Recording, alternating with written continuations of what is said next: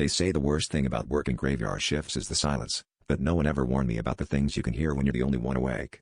Last night at the city archives, as the clock's hands crept toward 3, I heard the faintest rustle of paper in the locked records room, a sound that shouldn't exist in a vacuum-sealed vault. I thought maybe I'd finally catch the rats my supervisor swore weren't there, but what I found made me wish for rodents. The room was cold, colder than the already frozen quarters, and a single folder lay open on the central table. My name was typed neatly on the tab, and inside were black and white photographs of me, time-stamped for every night I'd worked here, some from angles I couldn't explain.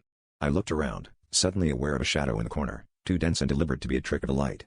It seemed to pulse with each of my heartbeats, growing thicker, almost breathing. I tried to back away, but the overhead lights flickered violently, plunging the room into darkness for a split second, long enough for the shadow to move.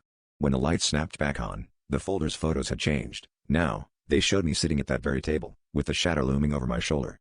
I could feel its icy presence behind me, see the black outline reflected in the glass cabinet doors, mimicking my every shiver, each nervous glance over my shoulder.